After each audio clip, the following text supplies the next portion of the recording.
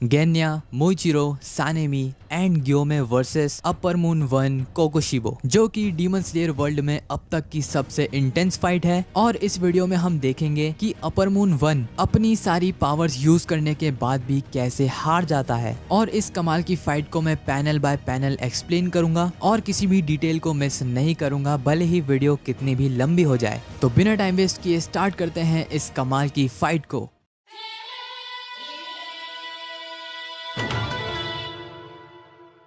तो पिछले पार्ट में हम लोगों ने देखा था कि गियू और तांजीरो की अकाजा फाइट की वजह से हालत बहुत ज्यादा ही खराब हो चुकी है और इसलिए अब उन दोनों को ही चिंता थी कि वो बाकी के अपर मून्स को कैसे हराएंगे, जबकि अपर मून 3 ने ही उनकी 12 बजा दी। लेकिन तभी मैसेंजर क्रो उन्हें आकर बताता है कि शिनोबु, कानाओ और इनोस्के ने अपर मून 2 डोमा को हरा दिया है, जिससे तांजीरो और गियू दोनों को ही शांति मिलती है। और इसी पॉइंट पर शुरू होती है Obanai Mitsuri versus upper moon 4। Fight की शुरुआत में मित्सुरी ढूंढ लेती है नाकीमे को, जो कि पूरे इन्फिनिटी कैसल को मैनिपुलेट कर रही थी और सारे डीमन स्लेयर्स के लिए मुश्किलें बढ़ा रही थी। जैसे ही ओबोनाई नाकीमे को देखता है, वो समझ जाता है कि ये तो अपर मून 4 है और कहता है कि अपर मून 4 को तो तोकितो ने हरा दिया था, तो इसका मतलब नाकीमे बस एक रिप्लेसमेंट है। वहीं मित्सुरी ये सोच रही थी कि शिनोबु ने अपनी लाइफ को सैक्रिफाइस कर दिया, जबकि वो तो उससे भी छोटी है, तो अपर मून 4 को मारना अब उसकी रिस्पॉन्सिबिलिटी है। और वो अपना बेस्ट देने के लिए कूद पड़ती है नाकीमे पे और अपनी लव ब्रीदिंग से वो नाकीमे पर अटैक कर देती है। लेकिन नाकीमे, जो कि पूरे इन्फिनिटी कैसल को मैनिपुलेट कर सकती है, वो मित्सुरी के सामने एक दीवार खड़ी कर देती है, जिससे टकरा कर मित्सुरी अपना अटैक नहीं कर पाती और ओबनाई के सामने उसकी बेइज्जती हो जाती है, जिससे वो काफी ज्यादा एम्बैरेस हो चुकी थी। कि तभी ओबनाई उसे गिरने से बचा लेता है और मित्सुरी से कहता है कि तुम्हें ध्यान देने की जरूरत है, अभी हमें पता नहीं है कि हमारा अपोनेंट क्या कर सकता है, इसलिए ध्यान से देखो और शांत रहने की कोशिश करो। जिस पर मित्सुरी को काफी ज्यादा शर्म आती है कि वो इतना बच्चों जैसा काम कैसे कर सकती है। तभी जिस डोर पे वो लोग खड़े थे वो खुल जाता है, लेकिन वो दोनों भी हाशिराज हैं, तो वो बड़ी आसानी से ही बच जाते हैं। लेकिन नाकीमे बार बार उन दोनों को परेशान करने के लिए इन्फिनिटी कैसल को मैनिपुलेट कर रही थी। लेकिन मित्सुरी अपनी फ्लेक्सिबिलिटी की वजह से और ओबनाई अपनी स्पीड की वजह से नाकीमे के हर हमले को डिफ्लेक्ट कर देते हैं। लेकिन तभी जिस फ्लोर पर मित्सुरी खड़ी थी, वो फ्लोर बड़ी ही तेजी से मित्सुरी को सीलिंग की तरफ ले जाती है और बस मित्सुरी छत से टकराने ही वाली थी, तभी वो बड़ी मुश्किल से बच पाती है। और मित्सुरी समझ जाती है कि नाकीमे जैसे चाहे वैसे इन्फिनिटी कैसल को मैनिपुलेट कर सकती है। और ये समझने के बाद मित्सुरी अगेन नाकीमे पर हमला कर देती है। और जब मित्सुरी फिर से नाकीमे पर अटैक करती है, तब अगेन नाकीमे एक विंडो खोल देती है, जिसके थ्रू मित्सुरी नीचे गिर जाती है। जिसके बाद ओबनाई यूज करता है snake breathing second form small snakes poison fang, जो अटैक बहुत ही पावरफुल था और नाकीमे का गला काट सकता था। लेकिन अटैक हिट करने से पहले ही नाकीमे अपनी मैनिपुलेशन की मदद से खुद को बचा लेती है। जिसके बाद कहीं पर हम देखते हैं गियोमे और मोइचिरो को, जो कि इन्फिनिटी कैसल में भाग रहे थे और वो मुजान किबुत्सुजी से काफी ज्यादा क्लोज थे। लेकिन तभी नाकीमे की मैनिपुलेशन से एक दीवार मोइचिरो से टकरा जाती है और उसे लेकर किसी और रूम में फेंक देती है, जिससे गियोमे और मोइचिरो अलग हो जाते हैं। और मोइचिरो जिस रूम में एंटर करता है, वहां पर वो देखता है एक अपर मून को, अपर मून 1 कोकुशिबो। कोकुशिबो का सबसे पहला रिएक्शन होता है कि तुम तो जाने पहचाने लगते हो, और दूसरी तरफ मोइचिरो को रियलाइज होता है कि वो अपर मून 1 के सामने खड़ा है, जिससे वो काफी ज्यादा घबरा जाता है। अपर मून 1, जो कि ट्रांसपेरेंट वर्ल्ड को आराम से देख सकता था, वो मोइचिरो की बॉडी को देखते हुए सोचता है कि इस बच्चे में कुछ तो खास बात है। और वहीं मोइचिरो ये सोच रहा था कि अपर मून 1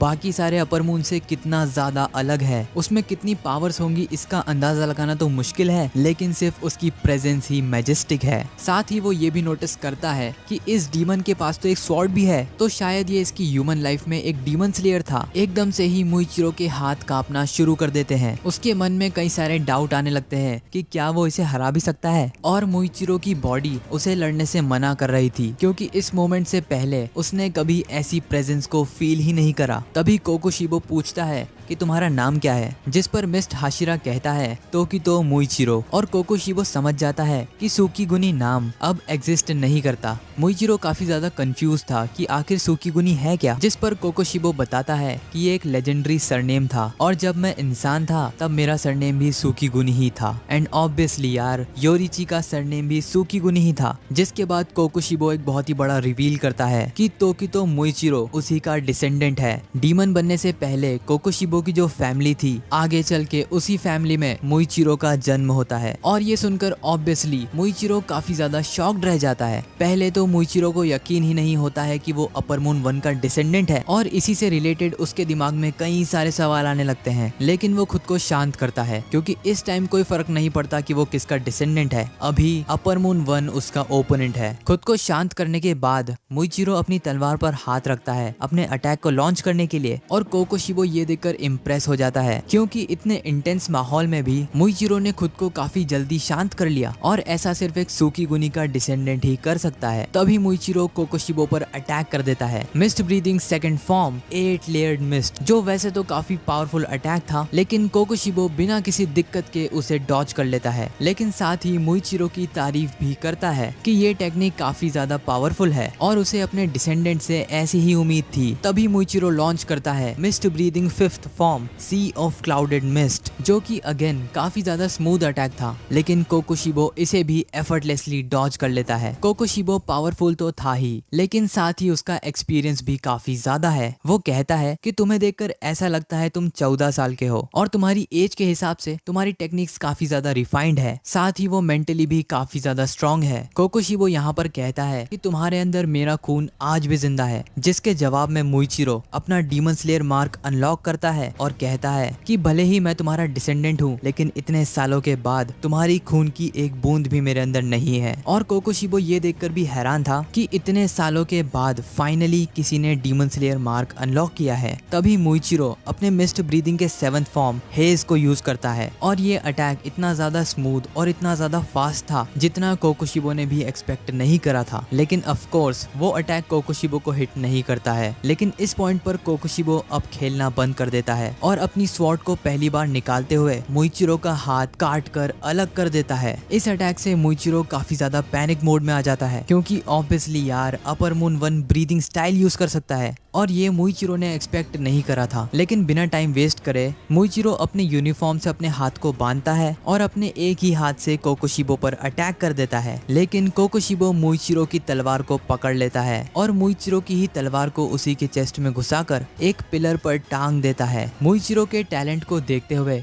वो उसे एक ऑफर देता है कि वो मुइचिरो को एक डीमन बना देगा और इजीली मुइचिरो एक अपर मून बन जाएगा और उसे बताता है कि अगर वो डीमन बन जाएगा तो उसका हाथ भी रीजनरेट हो जाएगा और उसका इतना कमाल का टैलेंट भी वेस्ट नहीं जाएगा। और साथ ही वो ये भी बताता है कि अगर मुजान ने उसे एक्सेप्ट कर लिया तो फिर मुइचिरो को किसी चीज से डरने की जरूरत नहीं पड़ेगी। और मुइचिरो जिसे बहुत ज्यादा ही दर्द हो रहा था, उसे समझ नहीं आता है कि वो यहाँ से निकले कैसे, कि तभी उस रूम में एंटर करता है गेन्या और कोकोशिबो के पीछे से उसे मारने के लिए अपनी गन को एम करता है और जैसे ही वो गोली चला देता है इंस्टेंटली कोकोशिबो उसके पीछे आकर खड़ा हो जाता है और बहुत ही बैडस तरीके से पूछता है कि क्या उसने अभी अभी सही कहा। और तभी गेन्या को रियलाइज होता है कि वो गोली चला पाता उससे पहले ही कोकोशिबो ने उसका हाथ काट दिया था और मुइचिरो ये देखकर बहुत ही घबरा जाता है। लेकिन उससे भी ज्यादा घबरा चुका था गेन्या, जो कि अपनी तलवार को निकालता है और कोकोशिबो पर हमला करता है। लेकिन ऑब्वियसली कोकोशिबो उसका हाथ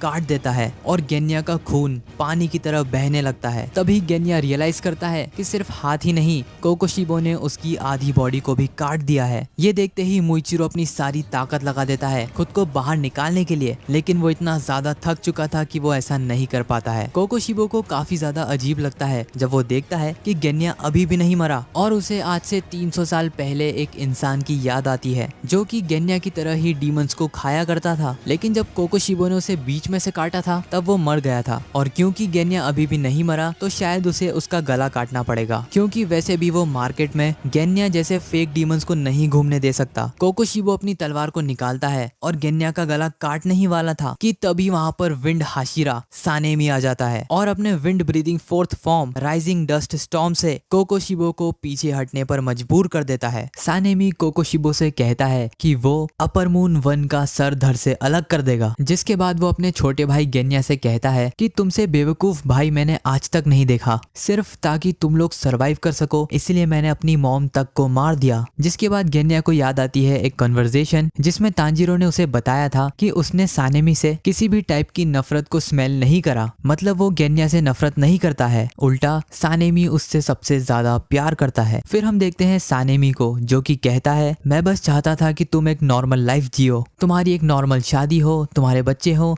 और तुम एक दिन बूढ़े हो जाओ और अपनी फैमिली से उतना प्यार करो जितना प्यार तुम हमसे नहीं कर पाए। लेकिन फिर भी गेन्या ने डीमन स्लेयर बनने का रास्ता चुना। लेकिन जो भी हो वो किसी भी डीमन को अपने भाई को हाथ नहीं लगाने देगा, भले ही वो अपर मून 1 क्यों ना हो। और ये सुनते ही गेन्या रोने लगता है। वहीं कोकोशिबो कहता है कि 2 डीमन स्लेयर भाइयों को देखकर मेरी यादें ही ताजा हो गई। फिर गुस्से में सानेमी कोकोशिबो पर चिल्लाता है और उस पर अटैक कर देता है। इसके जवाब में कोकोशिबो भी अपनी तलवार को स्विंग करता है, लेकिन सानेमी नीचे झुककर उसके पैरों के नीचे से ही निकल जाता है और यूज करता है विंड ब्रीदिंग के फर्स्ट फॉर्म डस्ट रिल विंड को, जिससे बचने के लिए कोकोशिबो को हवा में कूदना पड़ता है। जिसके बाद फाइनली सानेमी और कोकोशिबो की तलवारें आपस में टकराती है और उसकी तलवार को देखकर सानेमी का पहला रिएक्शन होता है कि ये तलवार कितनी ज्यादा डिस्गस्टिंग है, क्योंकि कोकोशिबो की तलवार में काफी सारी आंखों जैसे पैटर्न्स थे और पूरी तलवार में नसें दौड़ रही थी, मानो जैसे वो तलवार जिंदा हो। जिसके बाद कोकोशिबो यूज करता है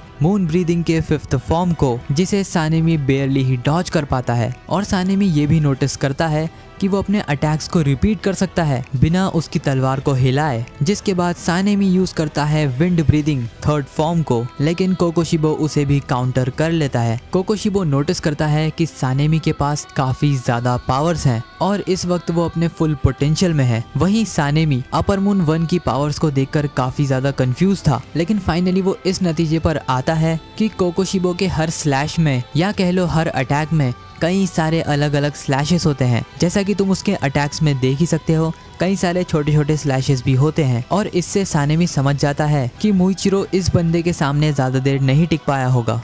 कोकोशिबो की इनसेन पावर्स को देखकर सानेमी बहुत ज्यादा ही एक्साइटेड हो जाता है और सानेमी के हिसाब से कोकोशिबो एक वर्थ किलिंग डीमन है। जिसके बाद सानेमी लॉन्च करता है विंड ब्रीदिंग के 2nd form purifying wind clause को, लेकिन कोकोशिबो इस अटैक को डिफ्लेक्ट कर देता है और जैसे ही वो ऊपर देखता है सानेमी ऊपर से उस पर हमला करने वाला था, लेकिन कोकोशिबो उसे ब्लॉक कर लेता है। लेकिन सानेमी के पास एक और सरप्राइज अटैक था जिसमें वो गेन्या की स्वॉर्ड को अपने पैरों से पकड़ता है और नीचे की तरफ से डायरेक्टली कोकोशिबो के गले पर हमला करता है, लेकिन कोकोशिबो इसे भी डॉज कर लेता है। जैसे जैसे फाइट आगे बढ़ती जाती है दोनों ही अपनी ब्रीदिंग टेक्निक्स को एनहांस करते हैं और अपनी पावर लेवल बढ़ाते हैं, लेकिन एक लिमिट को रीच करने के बाद सानेमी कोकोशिबो के सामने कमजोर पड़ने लगता है और कोकोशिबो का एक अटैक तो सानेमी के बहुत ही पास से निकलता है, जिससे सानेमी फ्रस्ट्रेट होने लगता है। मुइचिरो और गेन्या दोनों ही इससे काफी ज्यादा परेशान हो जाते हैं, क्योंकि इन दी एंड एक हाशिरा एक अपर मून से नहीं जीत सकता, खासकर अपर मून 1 से। तभी कोकोशिबो को याद आता है कि सेनगोकू एरा में उसने पहले भी एक विंड हाशिरा के साथ फाइट करी थी और वो हाशिरा भी सानेमी की जितना ही पावरफुल था। और तभी कोकोशिबो लॉन्च करता है moon breathing 6th form solitary moon in eternal night AVC. इस अटैक के अंदर कई सारे पावरफुल स्लैशेस थे और ये अटैक सानेमी को डायरेक्टली हिट करता है और उसकी बॉडी पर कई सारे गहरे निशान छोड़ देता है। इस अटैक से रूम के अंदर जितने भी पिलर्स थे वो सभी भी कट जाते हैं।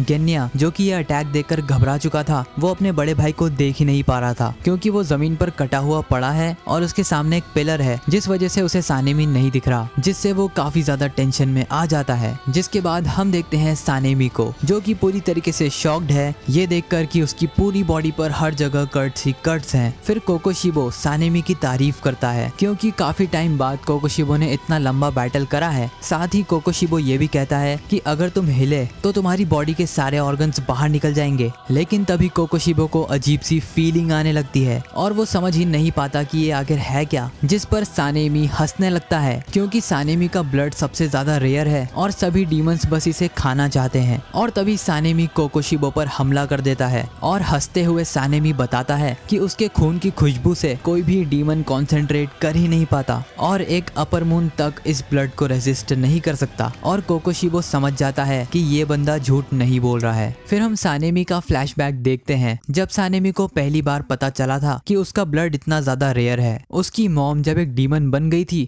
और अपने ही बेटे पर हमला कर चुकी थी, तब सानेमी के ब्लड की वजह से उसकी मॉम पहले से ज्यादा कमजोर और स्लो हो गई थी, जिस वजह से वो अपनी डीमन बन चुकी मॉम को मार पाया। जिसके बाद से अपने ब्लड की मदद से सानेमी ने कई सारे डीमंस को हंट करना शुरू कर दिया और उसे बस एक ही चीज पता थी कि डीमंस को मारने के लिए उन्हें सूरज के सामने लाना होता है और सानेमी वही करता था, बिना ये जाने कि डीमन स्लेयर्स नाम की भी कोई ऑर्गेनाइजेशन है। हालांकि ऐसा करने के दौरान किसी डीमन को रात भर संभाले रखना एक बच्चे के लिए बहुत ही मुश्किल होता था। ऊपर से वो अपनी मॉम की वजह से काफी हद तक ब्लाइंड भी हो गया था, तो दिक्कतें काफी ज्यादा बढ़ जाती थी। लेकिन किसी रैंडम डीमन को पकड़ते हुए सानेमी की मुलाकात होती है मासाचिका नाम के एक डीमन स्लेयर से, जो कि उसी डीमन को मारने आया था जिसे सानेमी ने मार दिया था। और तभी से सानेमी और मासाचिका काफी अच्छे दोस्त बन जाते हैं और सानेमी को ये भी पता चलता है कि डीमन स्लेयर नाम की कोई ऑर्गेनाइजेशन होती है। और बहुत ही कम टाइम में ये दोनों दोस्त इतने ज्यादा पावरफुल हो गए कि इन दोनों ने ही एक लोअर मून 1 को हरा दिया। हालांकि उस फाइट में मासाचिका मारा जाता है और सानेमी अकेला बचता है। जिसके बाद हम देखते हैं प्रेजेंट में सानेमी हमला कर देता है कोकोशिबो पे wind breathing 6th form black smoke storm से, और ये अटैक कोकोशिबो के बहुत ही क्लोज से निकल जाता है। सानेमी की बढ़ती ताकत और इस हालत में लड़ने की कैपेबिलिटी को देखकर कोकोशिबो इम्प्रेस हो जाता है। साथ ही वो ये भी कंक्लूजन निकालता है कि सानेमी ने अपनी मसल्स को टाइट कर रखा है ताकि उसके ऑर्गन्स शरीर के बाहर ना निकल जाए। और कोकोशिबो यहाँ तक कह देता है कि कोई आम इंसान इस लेवल तक नहीं पहुंच सकता। लेकिन तभी कोकोशिबो सानेमी की तलवार पर अपना पैर रख देता है और अपनी तलवार से बस उसका गला काटने ही वाला था कि तभी हमें एक और फ्लैशबैक दिखाया जाता है। जब सानेमी पहली बार कगाया ओबयाशिकी से मिलता है तब सानेमी काफी ज्यादा बदतमीज था। वो कगाया को स्माइल करते हुए देखता है और सानेमी को उस पर गुस्सा आने लगता है। सानेमी कहता है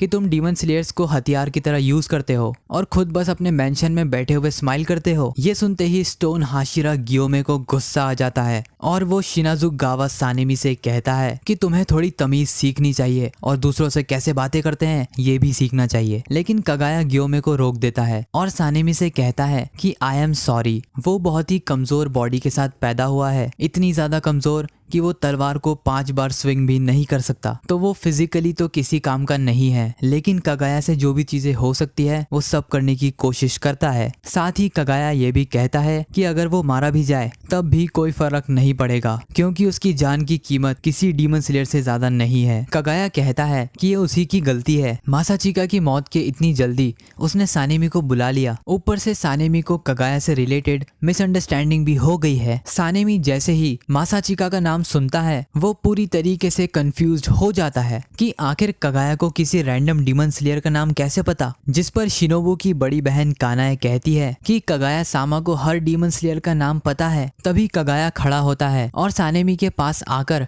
उसे एक लेटर देता है, जो लेटर उसी के दोस्त मासाचिका ने लिखा था। बेसिकली मासाचिका का एक भाई भी था जो कि काफी टाइम पहले एक डीमन की वजह से मारा गया था और उसे सानेमी के अंदर अपना छोटा भाई दिखता था। जब सानेमी उस लेटर को खोलता है और पढ़ता है तब उसके मुंह से एक भी शब्द नहीं निकलता है। कगाया का मानना था कि मासाचिका और कगाया दोनों का ही सपना सेम है कि लोग अपनी पूरी लाइफ जिए और बिना किसी अननेचुरल डेथ के आखिरी सांस तक खुश रहे। ये सारी चीजें सानेमी याद कर रहा था और प्रेजेंट टाइम में हम देखते हैं कि कोकोशिबो अपनी तलवार से सानेमी पर हमला करने ही वाला था। तभी सानेमी गेन्या की गन को बीच में अड़ा लेता है और कोकोशिबो पर ही शूट कर देता है। लेकिन ऑफ कोर्स अपर मून 1 अपनी तलवार से उन बुलेट्स को ब्लॉक कर लेता है। गुस्से में कोकोशिबो यूज करता है मून ब्रीदिंग के 3rd फॉर्म डेथ मून को और इससे पहले वो अटैक सानेमी को हिट करता सानेमी वहाँ से गायब हो जाता है और तभी एंट्री होती है द स्ट्रॉन्गेस्ट हाशिरा गियोमे की। और क्योंकि डीमन स्लेयर खत्म होने का नाम ही नहीं ले रहे थे, इसलिए कोकोशिबो काफी ज्यादा इरिटेट हो जाता है।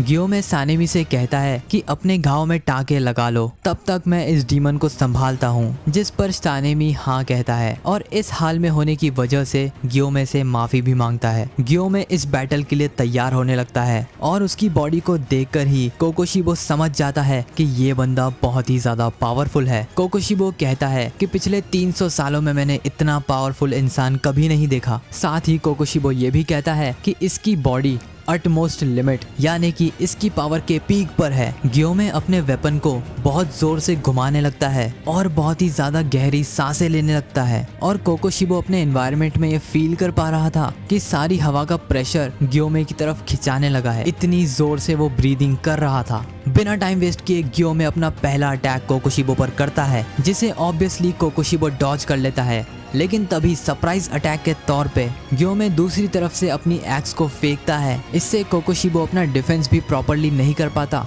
और उसे एक्स से बचना पड़ता है। तभी गियोमे अनलीश करता है stone breathing second form celestial surface smash, लेकिन कोकोशिबो इसे भी डॉज कर लेता है। तभी गियोमे की चेन्स कोकोशिबो के गले के आसपास एक सर्कल बना लेती है। जिन चेन्स को काटने की कोकोशिबो ट्राई भी करता है, लेकिन वो चेन्स इतनी ज्यादा पावरफुल थी कि कोकोशिबो उन्हें काट ही नहीं पाता और इन दी एंड उसे अटैक डॉज करना पड़ता है। फिर कोकोशिबो आगे रहकर अटैक करता है और गियोमे की गर्दन काटने की कोशिश करता है, लेकिन उसे हिट करने के जस्ट 1 सेकंड पहले ही गियोमे उस अटैक को डॉज कर लेता है और उल्टा हवा में जाकर कोकोशिबो पर ही हमला कर देता है, जो कि ऑलमोस्ट कोकोशिबो को हिट कर जाता है। जिसके बाद गियोमे अपनी चेन से कोकोशिबो की तलवार को पकड़ लेता है और जोर से खींचकर तोड़ भी देता है और तभी दोनों एक दूसरे के ऊपर ब्रीदिंग स्टाइल्स यूज करते हैं। गियोमे यूज करता है स्टोन ब्रीदिंग रैपिड कॉन्क्वेस्ट और कोकोशिबो यूज करता है मून ब्रीदिंग पर्ल फ्लावर्स। जिन अटैक्स का क्लैश बहुत ही भयानक होता है, जिसके बाद कोकोशिबो रिवील करता है कि वो अपनी तलवार को भी रीजनरेट कर सकता है और गियोमे, जो कि ये बात नहीं जानता था, उसके चेहरे पर एक कट आ जाता है। कोकोशिबो कहता है कि अगर तुम हमें मारोगे भी तब भी हम रीजनरेट कर सकते हैं, लेकिन तुम खुद को रीजनरेट नहीं कर सकते। जिसके बाद गुस्से में गियोमे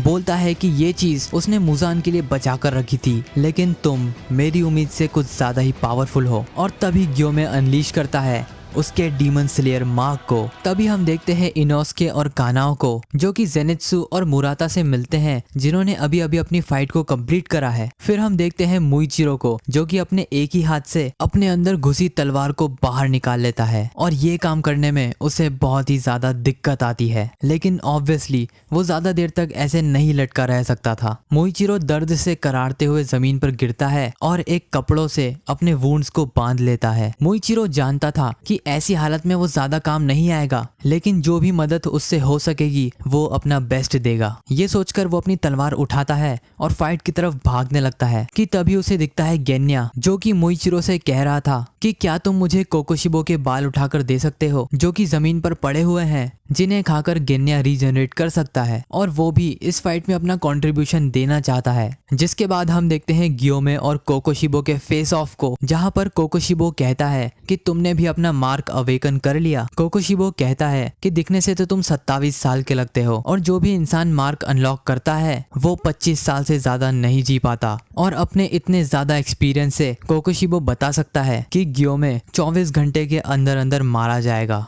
कोकोशिबो कहता है कि तुमने इतनी ज्यादा मेहनत करी, अपनी बॉडी को इतना ज्यादा रिफाइन बनाया, लेकिन क्या मतलब सिर्फ 27 साल की उम्र में डीमन स्लेयर मार्क अनलॉक करने से तुम मारे जाओगे और तुम्हारा सारा टैलेंट और पावर वेस्ट हो जाएगा। क्या तुम्हें नहीं लगता तुम्हें और ज्यादा जीना चाहिए? जिस पर गियोमे कहता है नहीं, मैं इस डीमन मार्क की स्टोरी के बारे में पहले से ही जानता हूँ। गियोमे कहता है कि मेरी लाइफ में ऐसा है ही क्या जिस वजह से मैं रिग्रेट करूँ। ऊपर से अगर तुम्हारी इतनी कमजोर विल पावर है तो तुम एक हाशिरा कभी नहीं बन पाओगे। और ये कहते हुए गियोमे को बहुत ज्यादा ही गुस्सा आ रहा था। फिर कोकोशिबो कहता है कि अगर तुम एक डीमन बन जाओ तो तुम अपनी बॉडी और अपनी टेक्निक्स को बचा सकते हो। इतनी छोटी सी चीज तुम्हें समझ में क्यों नहीं आ रही? फिर गियोमे कहता है कि तुम अपनी बकवास बंद करो और अपनी घटिया सी आइडियोलॉजी दूसरों पर थोपना बंद करो। साथ ही वो ये भी कहता है कि तुमने झूठ कहा। इतिहास में एक ऐसा भी बंदा था जिसने डीमन स्लेयर मार्क को अनलॉक किया और वो 25 साल से भी ज्यादा जिया। कोकोशिबो उसे बताने की कोशिश करता है कि 25 साल से ज्यादा कोई नहीं जिया,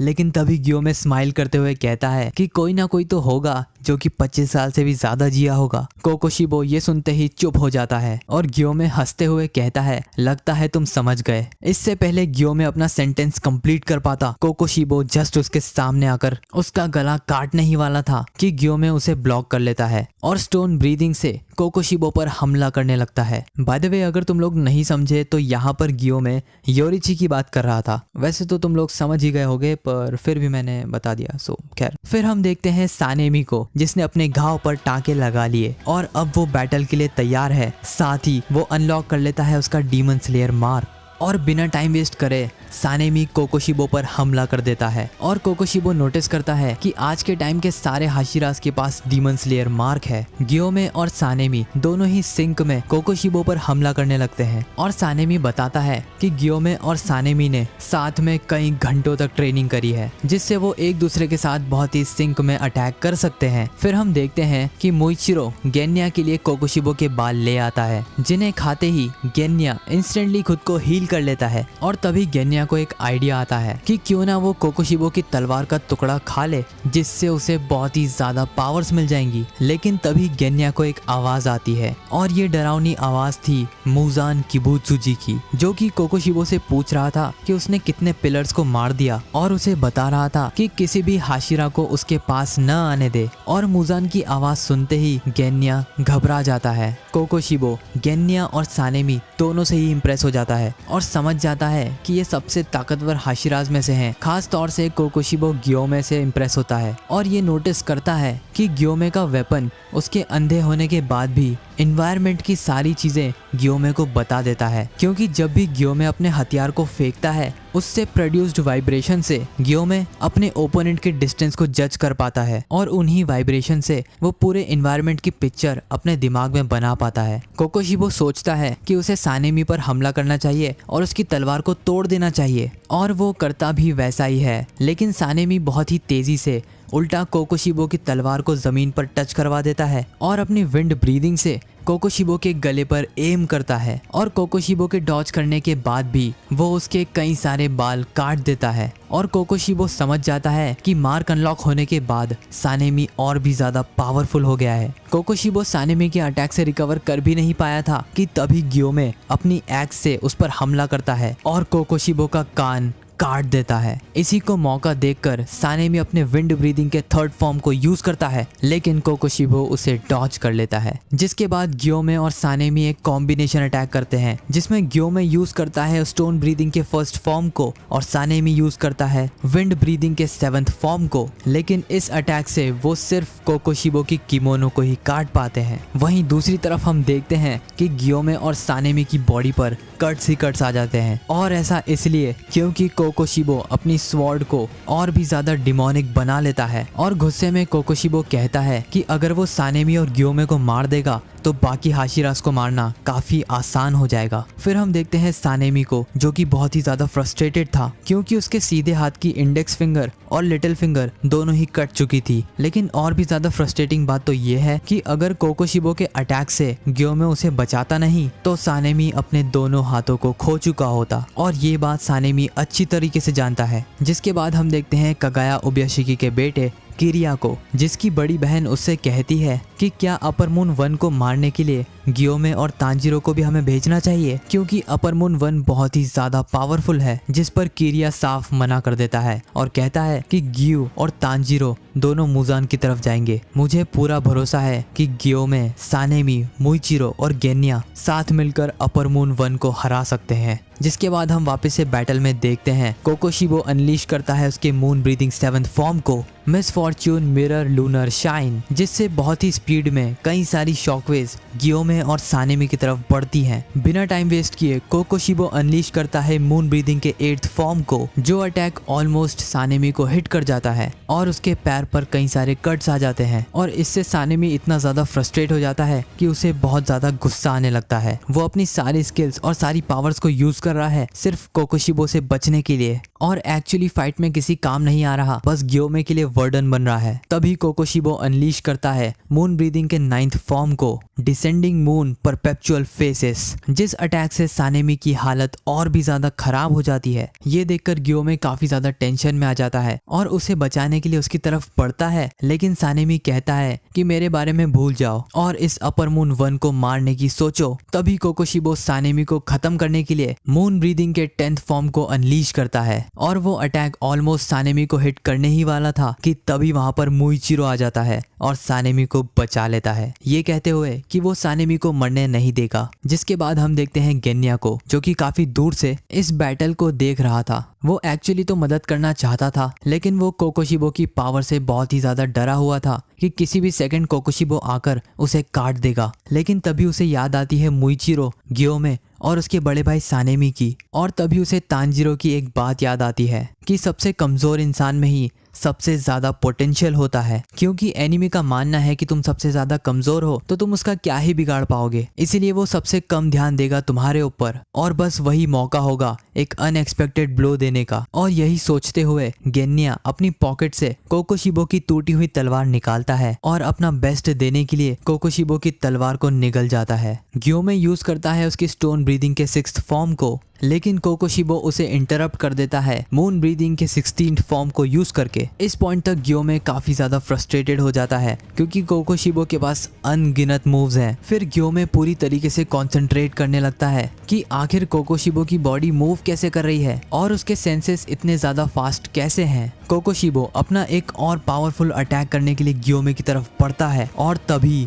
मात्र 1 सेकंड के लिए ही सही, लेकिन गियोमे को दिखता है transparent world, the see through world, और ये देखकर गियोमे पूरी तरीके से हैरान रह जाता है। फिर हम देखते हैं मुइचिरो को, जो कि कोकोशिबो पर एक सरप्राइज अटैक करने वाला था ताकि गियोमे और सानेमी को एक ओपनिंग मिल सके और वो उस पर हमला कर सके। और इंस्टेंटली गियोमे समझ जाता है कि मुइचिरो क्या करना चाहता है और यही बात वो सानेमी से कहता है। अब कोकोशिबो के ऊपर 3 तरफ से 3 हाशिराज हमला करने वाले थे, लेकिन कोकोशिबो इसे एक अपॉर्चुनिटी की तरह देखता है कि वो सारे हाशिराज को एक बार में ही खत्म कर देगा और इसके लिए वो यूज करता है मून ब्रीदिंग के 14th फॉर्म को, लेकिन समहाउ तीनों हाशिराज उस अटैक को डॉज कर लेते हैं। और तभी गियोमे अपनी माला का एक जुजू बीड कोकोशिबो के हाथ पर फेंकता है, जिससे कोकोशिबो कंफ्यूज हो जाता है और 1 सेकंड के लिए ही उसका ध्यान बढ़ जाता है। तभी सानेमी यूज करता है विंड ब्रीदिंग के 1st फॉर्म को, जिससे कोकोशिबो पीछे हटने पर मजबूर हो जाता है। और एट द सेम टाइम गियोमे अपने वेपन को कोकोशिबो पर फेंकता है और उसके राइट कंधे को पूरी तरीके से तबाह कर देता है। और वहीं दूसरी तरफ से मुइचिरो कोकोशिबो के पेट में अपनी तलवार घुसा देता है और कोकोशिबो ये देखकर शॉक्ड रह जाता है कि आखिर मुइचिरो ने उसके अटैक्स को डॉज कैसे करा। और फाइनली ये कंक्लूजन निकालता है कि मुइचिरो ने भी सी थ्रू वर्ल्ड यानी कि ट्रांसपेरेंट वर्ल्ड अनलॉक कर लिया है, और साथ ही वो ये भी समझ जाता है कि गियोमे ने भी सी थ्रू वर्ल्ड या ट्रांसपेरेंट वर्ल्ड को अनलॉक कर लिया है। लेकिन इंस्टेंटली कोकोशिबो अपना हाथ हील कर लेता है और बस वो मून ब्रीदिंग के 16th फॉर्म को यूज करने ही वाला था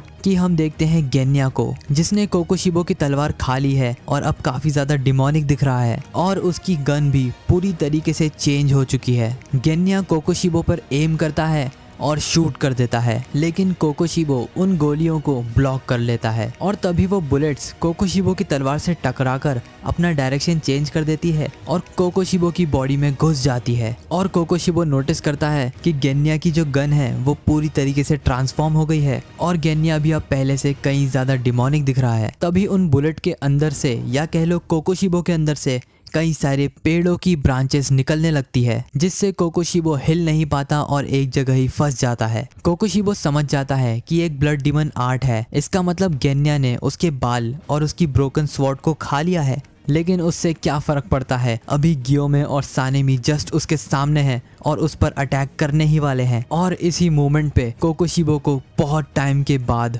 अपनी जान का खतरा महसूस होता है और तभी उसे याद आता है कि आखिरी बार उसे अपनी जान का डर कब लगा था। आज से तकरीबन 400 साल पहले, जब वो अपने भाई योरीची से मिलता है, जो कि उस टाइम तक बहुत ज्यादा ही बूढ़ा हो गया था और उसकी एज 80 साल से भी ज्यादा की थी। और ये ऑब्वियसली काफी ज्यादा शॉकिंग था क्योंकि जिन लोगों के पास भी डीमन स्लेयर मार्क होता है वो 25 साल से ज्यादा नहीं जी पाते। योरिची कोकोशिबो से कहता है कि भाई ये बात दिल दहला देने वाली है। यहाँ पर कोकोशिबो पूरी तरीके से कंफ्यूज था कि उसे आखिर करना क्या चाहिए। ना उसे योरिची पर गुस्सा आ रहा था और ना ही उसे मारने का मन कर रहा था। लेकिन तभी योरिची अपनी तलवार को पकड़ता है और फाइटिंग स्टांस लेता है, जो कि इतना ज्यादा डरावना था कि कोकोशिबो के भी पसीने निकल जाते हैं। इंस्टेंटली योरिची कोकोशिबो का गला काट देता है। कोकोशिबो का गला ऑलमोस्ट पूरा कट चुका था। जैसे ही कोकोशिबो को रियलाइज होता है कि उसका छोटा भाई उससे भी ज्यादा स्ट्रांग है, भले ही कोकोशिबो डीमन बन चुका है तब भी वो योरिची की पावर के आसपास भी नहीं है। और ये सोचते ही फिर से सारी बचपन की जेलेसी और हेटरेट कोकोशिबो के दिमाग में आने लगती है। कोकोशिबो की पूरी इच्छा थी कि वो योरिची को मार दे, लेकिन ऑब्वियसली वो ऐसा नहीं कर सकता। ऐसा तो मुजान भी नहीं कर सकता।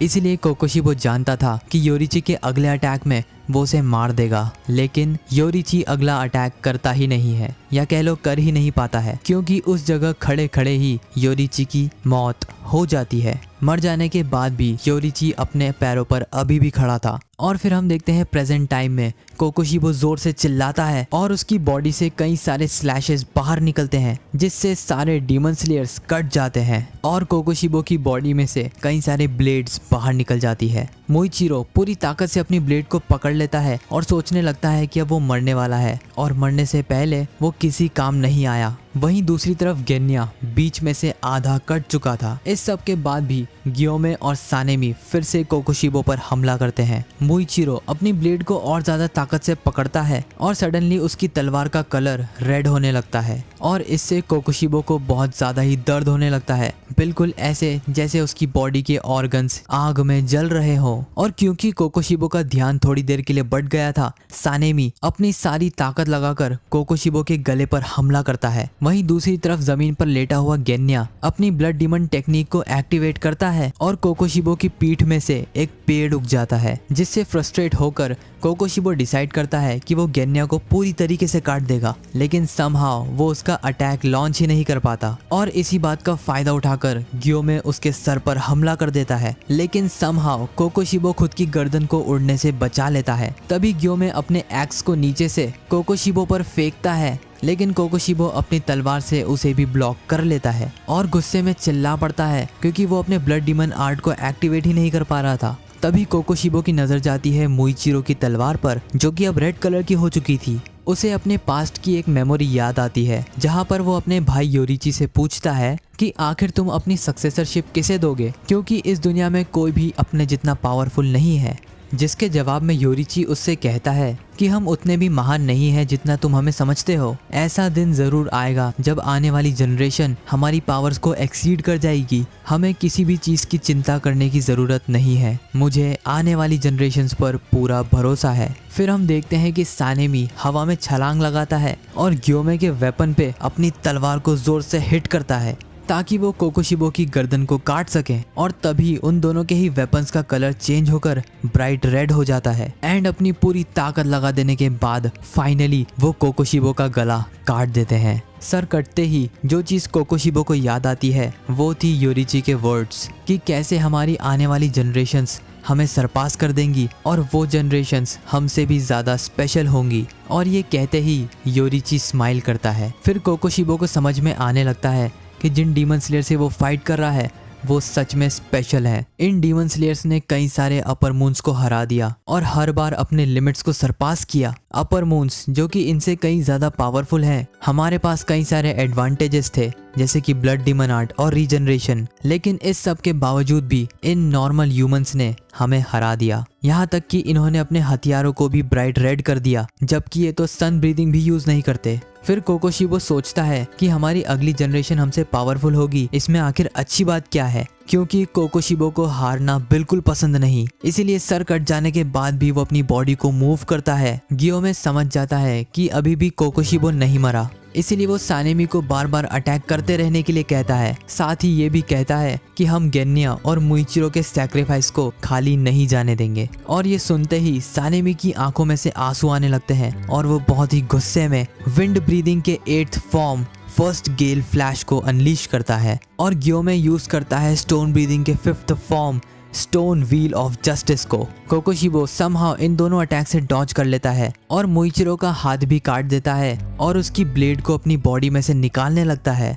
और धीरे धीरे कोकोशिबो का सर वापस से रीजनरेट होने लगता है और पूरी तरीके से रीजनरेट होने के बाद हम देख सकते हैं कोकोशिबो का असली फॉर्म, जो कि बिल्कुल भी कोकोशिबो की तरह नहीं दिख रहा था। ये वाला फॉर्म पूरी तरीके से एक मॉन्स्टर की तरह दिख रहा था। लेकिन गियोमे और सानेमी रुकने का नाम ही नहीं ले रहे थे। वो कंटिन्यूसली उस पर हमला करने की कोशिश कर रहे थे और कोकोशिबो को ये यकीन हो जाता है कि अब वो इन दोनों से तो नहीं हारने वाला। लेकिन तभी वो सानेमी की तलवार में अपना रिफ्लेक्शन देखता है और उसे बिल्कुल यकीन नहीं होता कि ये कोकोशिबो है और कोकोशिबो को योरिची की बातें याद आने लगती है।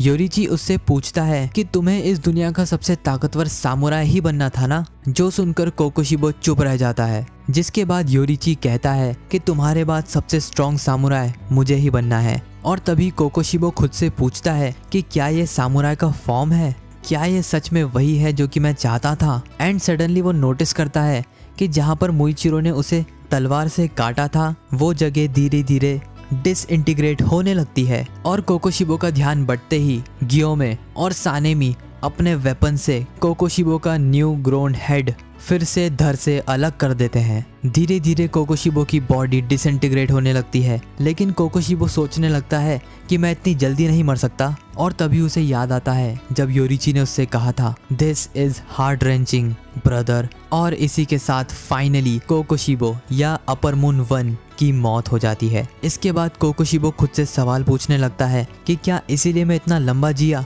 क्या मेरा डीमन बनने का कारण ये था कि मैं मरने से डरता था? क्या मुझे ताकत की इतनी भूख थी कि मैंने कई इंसानों को मार दिया? कोकोशिबो को खुद के एक्शंस पर शर्म आती है और फाइनली वो समझ जाता है कि वो बस योरिची की तरह बनना चाहता था। जिसके बाद हमें दिखाई जाती है कोकोशिबो और योरिची की बैक स्टोरी। लेकिन इससे पहले हम बैक स्टोरी को जाने, तुम लोगों से एक छोटी सी रिक्वेस्ट है कि इस वीडियो पर कोई भी लाइक एम नहीं है, बट इस वीडियो पर एक कमेंट्स टारगेट है विच इज 1000 कमेंट्स। वैसे तो मुजान वाली नेक्स्ट वीडियो नेक्स्ट संडे तक अपलोड हो जाएगी, लेकिन अगर तुम लोग उससे पहले ही 1000 कमेंट्स करवा देते हो तो मैं वीडियो उससे भी जल्दी अपलोड कर दूंगा। तो फटाफट से जाके कमेंट कर दो और तुम्हें तो पता ही होगा मैं सभी कमेंट्स का रिप्लाई करता हूँ। खैर बैक टू द वीडियो। कोकोशिबो के पास्ट को वो खुद ही नरेट करता है। कोकोशिबो हमें बताता है कि जो लोग किसी से जलते नहीं हैं वो बहुत ही लकी होते हैं और वो इतने लकी इसलिए होते हैं क्योंकि कभी भी वो ऐसे इंसान से नहीं मिले जो इंसान पूरी तरीके से परफेक्ट हो और उसे हराने का कोई रास्ता ना हो। कोकोशिबो बताता है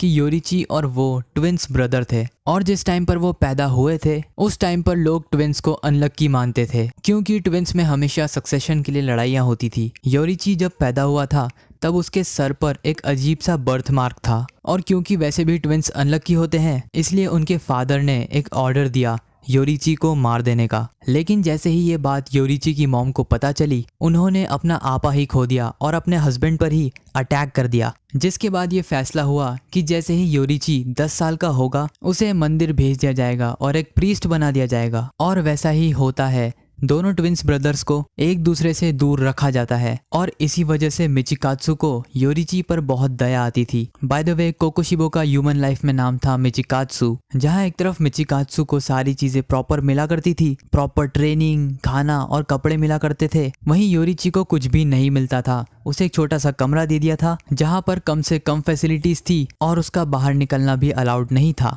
और इसी वजह से मिचिकात्सु को अपने भाई पर बहुत दया आती थी। जब भी उसकी मॉम अपने कमरे से बाहर निकलती थी योरिची दौड़कर उसकी मॉम को जाके गले लगा लेता था और हमेशा उनसे चिपक कर ही रहता था।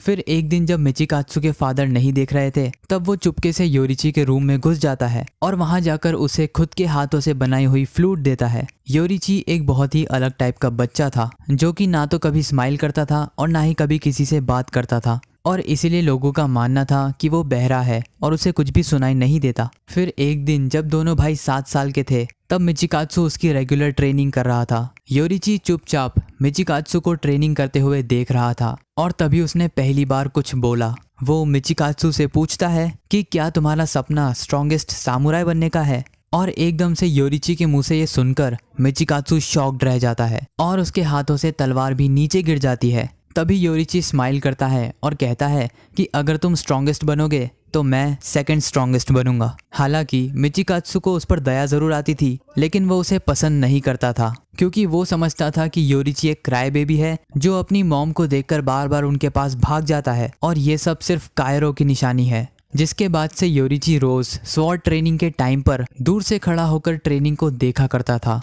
और एक दिन मिचिकात्सु के ट्रेनर को उस पर दया आती है और वो योरिची से भी कहता है कि तुम भी एक बार स्वॉर्ड चला कर देखो। वो योरिची को सिखाता है कि स्वॉर्ड कैसे पकड़ते हैं और एक बेसिक स्टैंस भी सिखाता है। फिर वो ट्रेनर योरिची से कहता है कि अपनी पूरी ताकत लगाओ और मुझ पर हमला करो, और योरिची वैसा ही करता है। मिचिकात्सु और उसका ट्रेनर शॉक रह जाते हैं ये देखकर कि योरिची बहुत ही स्पीड में 4 बहुत ही पावरफुल अटैक्स उस ट्रेनर पर करता है, जिससे वो ट्रेनर जमीन पर गिर के बेहोश हो जाता है। और ये काम एक 7 साल का बच्चा पहली बार तलवार को हाथ में लेकर करता है। जिसके बाद से योरिची का इंटरेस्ट सामुराई बनने में रहा ही नहीं। उसने जब ट्रेनर को मारा तब उसे बहुत ही बुरा लगा और अंदर से अलग ही गिल्ट फील हुआ। एंड ऑब्वियसली मिचिकात्सु जानना चाहता था कि आखिर योरिची ने ऐसा करा कैसे, जिस पर फाइनली योरिची बता देता है कि जैसे ही ट्रेनर ने सांस ली तो उसकी लंग्स एक्सपैंड हो गई और ट्रेनर के मसल के मूवमेंट से योरिची को पता चल गया कि वो कब और कैसे अटैक करने वाला है। 7 साल का मिचिकात्सु जब ये सुनता है तब उसे समझने में बहुत दिक्कत आती है, लेकिन वो इतना तो समझ गया था कि योरिची को जिंदा चीजों के आर पार दिखता है। और इससे मिचिकात्सु में पहली बार जेलस की फीलिंग आती है कि आखिर योरिची इतना ज्यादा टैलेंटेड कैसे हो सकता है। लेकिन इतना गिफ्टेड होने के बाद भी योरिची को फाइट में कोई इंटरेस्ट नहीं है। योरिची कहता है कि सामुराई बनने से तो बेटर होगा कि मैं तुम्हारे साथ पतंग उड़ाऊं। और उसी रात मिचिकात्सु समझ जाता है कि योरिची के कमाल के टैलेंट की वजह से उल्टा मिचिकात्सु को ही मंदिर भेज दिया जाएगा प्रीस्ट बनने के लिए। मिचिकात्सु ये सब सोच ही रहा था कि तभी वहां पर योरिची आ जाता है और वो मिचिकात्सु को बताता है कि उनकी मॉम अब इस दुनिया में नहीं रही और कल सुबह सुबह वो ये घर छोड़कर चला जाएगा। लेकिन वो मिचिकात्सु को कभी भी नहीं भूलेगा और उसकी दी हुई ये फ्लूट वो मरते दम तक अपने पास रखेगा। जिसके बाद अगले दिन मिचिकात्सु उसकी मॉम की लिखी हुई डायरी एंट्री पढ़ता है, जिसमें उसकी मॉम ने लिखा था कि योरिची जानता है उसके टैलेंट की वजह से अगला सक्सेसर उसे बनाएंगे और यही वो कारण था जिस वजह से योरिची घर छोड़कर चला गया। साथ ही उसे ये भी पता चलता है कि उसकी मॉम का लेफ्ट साइड काफी हद तक पैरालाइज हो गया था, जिस वजह से जब भी योरिची उन्हें देखता था तो वो उनके लेफ्ट साइड को सपोर्ट करने के लिए उनके पास दौड़ा हुआ आता था। और मिचिकात्सु को समझ में आता है कि योरिची डरपोक नहीं था, एक्चुअली में वो इतना ज्यादा समझदार था कि उसे पता था कि उसकी मॉम को एक बीमारी है और 10 सालों से बीमारी होने के बाद भी मिचिकात्सु को कभी समझ में आया ही नहीं। मिचिकात्सु की जेलसी इस लेवल तक पहुंच गई कि बस वो चाहता था योरिची मारा जाए। फिर उसके फादर ने ये डिसाइड किया कि वो योरिची को अगला सक्सेसर बनाएंगे और इसके लिए उन्होंने अपना एक आदमी भेजा टेम्पल में। लेकिन योरिची कभी टेम्पल आया ही नहीं और सभी लोग ये सोचने लगे कि उसका कोई हादसा हुआ है और वो मारा गया है। और योरिची जो कि जिंदा था उसने फिर कभी अपनी एग्जिस्टिंग फैमिली से कांटेक्ट करने की कोशिश नहीं करी। ये सब हो जाने के 10 साल बाद हम देखते हैं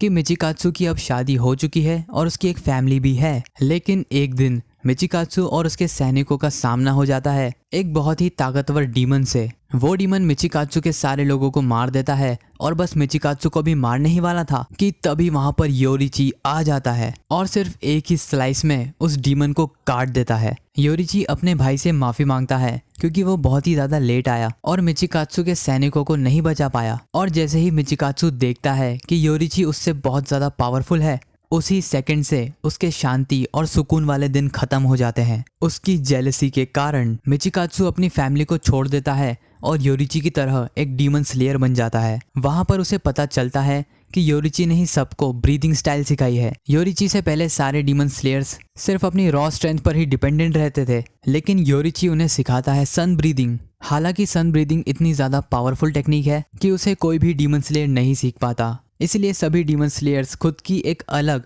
सन ब्रीदिंग से डिराइव टेक्निक बनाते हैं, जैसे fire breathing, water breathing, thunder breathing etcetera. और ये सारी चीजें उन्हें योरिची सिखाता है, जिससे डीमन स्लेयर्स की पावर तो बढ़ ही जाती है, साथ ही मिचिकात्सु का डीमन स्लेयर मार्क भी अनलॉक हो जाता है। मिचिकात्सु खुद योरिची का ट्विंस ब्रदर होने के बाद भी वो सन ब्रीदिंग नहीं सीख पाता है और ना चाहते हुए भी उसे खुद की एक टेक्निक बनानी पड़ती है विच इज मून ब्रीदिंग, जो कि ऑब्वियसली सन ब्रीदिंग से कमजोर है। फिर सारे डीमन स्लेयर को धीरे धीरे पता चलता है कि डीमन स्लेयर मार्क अनलॉक करने की एक कीमत भी है और वो है उनके लाइफ स्पैन, और अब वो सिर्फ 25 साल तक ही जी सकते हैं। और जैसे ही ये न्यूज़ सारे डीमन स्लेयर्स में फैलती है सभी डीमोटिवेट हो जाते हैं, क्योंकि डीमन स्लेयर की सबसे ताकतवर जनरेशन कुछ ही सालों में ख़त्म हो जाएगी।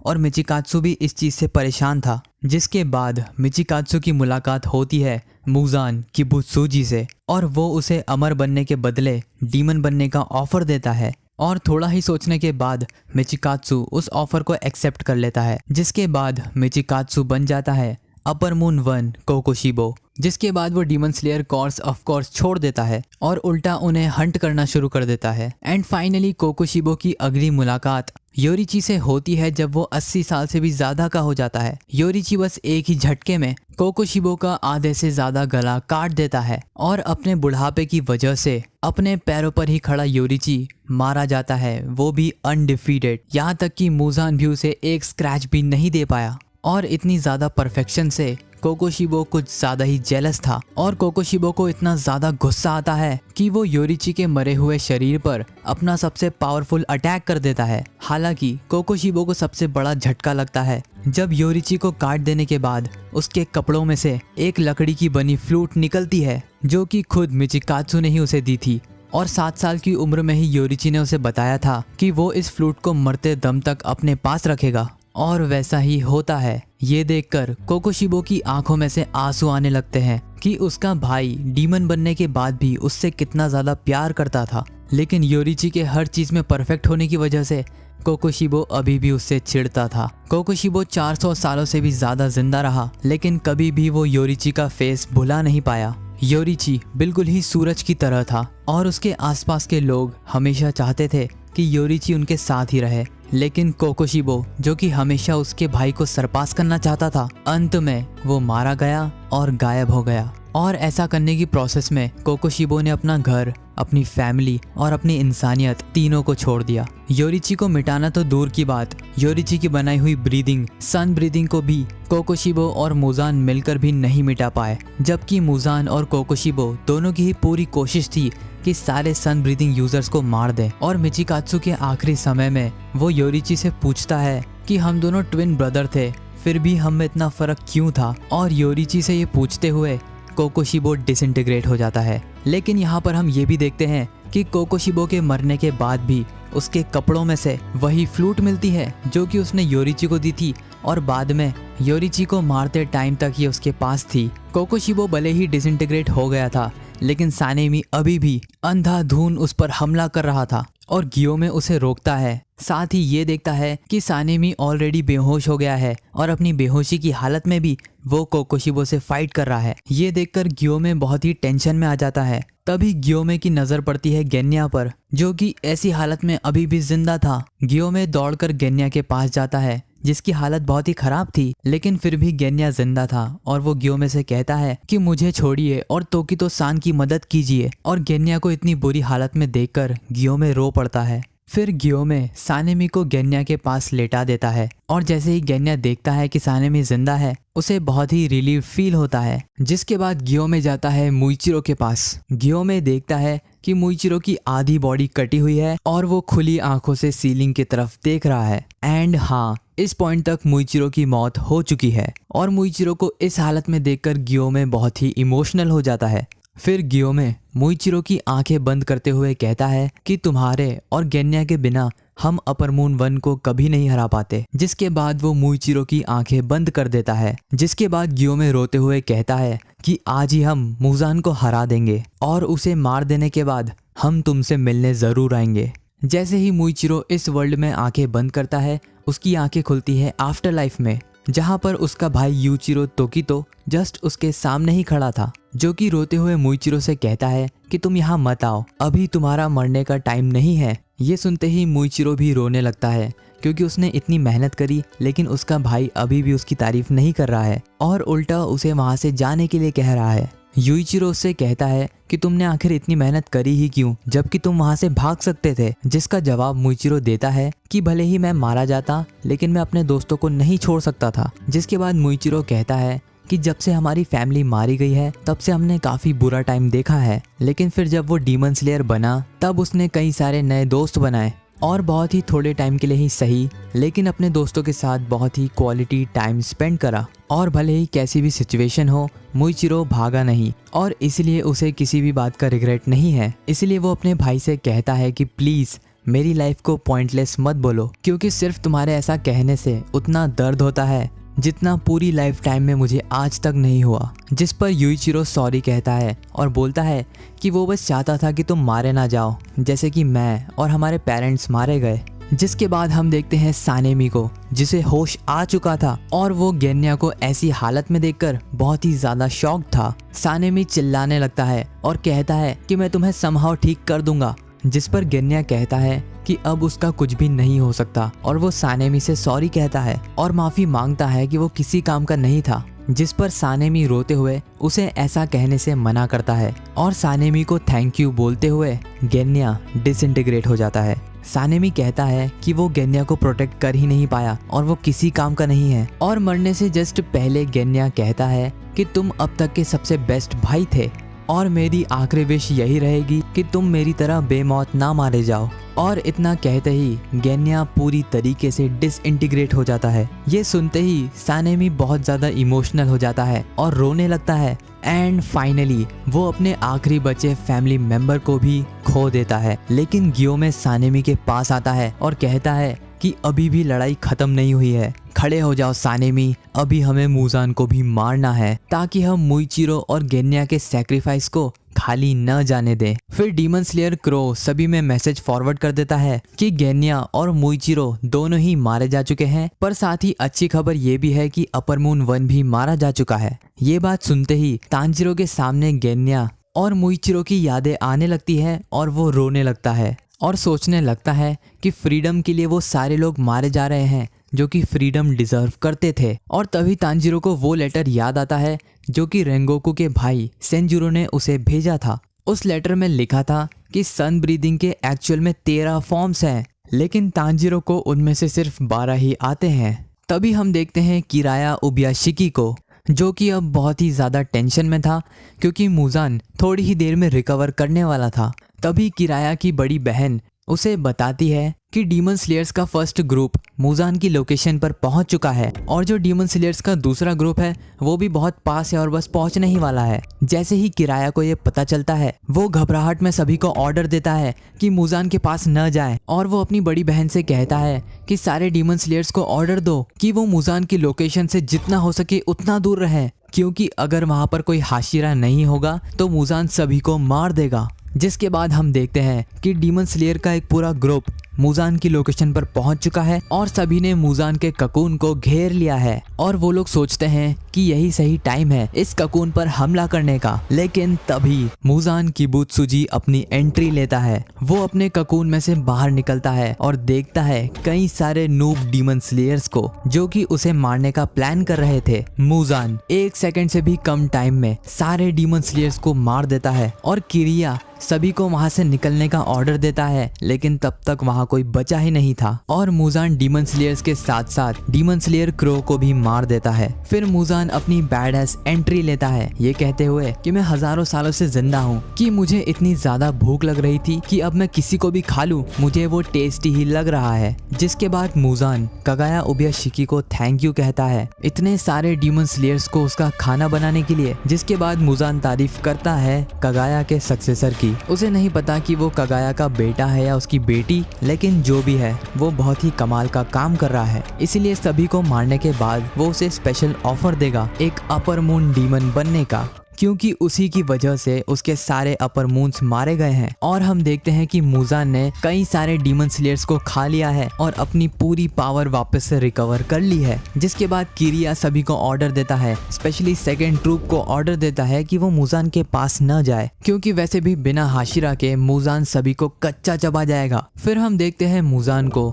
जो कि लेडी टामाया को ऑलमोस्ट एब्जॉर्ब कर चुका था, और वो टामाया से कहता है कि तुम्हारी जो मेडिसिन थी डीमन को इंसान मुजान बनाने वाली वो किसी भी काम की नहीं थी। जिस पर लेडी टामायो कहती है कि आज ही का वो दिन होगा मुजान जब तुम मारे जाओगे। जिसके जवाब में मुजान कहता है कि यही सेम चीज मुझे हजारों लोग बोल चुके हैं, लेकिन अनफॉर्चुनेटली आज तक मैं कभी नहीं मरा। और उसके बाद मुजान कहता है कि अब तुम्हारा टाइम आ चुका है अपने बच्चों और अपने हस्बैंड के पास जाने के लिए, जिन्हें खुद तुमने ही मारा था। और इतना कहते ही मुजान तामायो के सर को पूरी तरीके से क्रश कर देता है और तामायो को मारते ही योशिरो को एकदम से झटका लगता है और वो जमीन पर गिर जाता है, क्योंकि उसे पता चल गया था कि लेडी टामायो मारी जा चुकी है। योशिरो की आंखों में से आंसू आने लगते हैं और वो अपने दांतों को पीसते हुए कहता है कि मुजान को इसकी कीमत चुकानी पड़ेगी। जिसके बाद हम देखते हैं डीमन स्लेयर की सेकंड टीम को, जिन्हें मुजान एक ही झटके में सभी को मार देता है और किरिया उन सभी से यही कहता रह जाता है कि मुजान के पास मत जाना।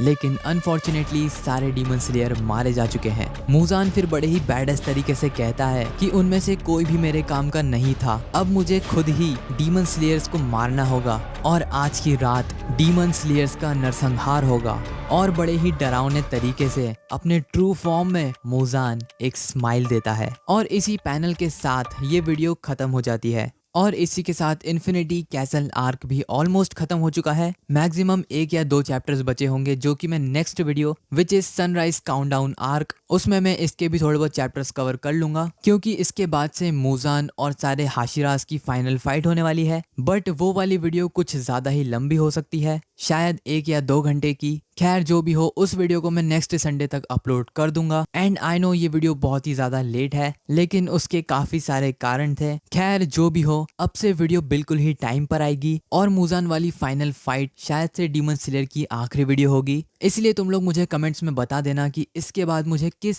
एनिमे की मांगा को कवर करना चाहिए। सो बस गाइस, आज की वीडियो के लिए सिर्फ इतना ही। Thank you for watching this video.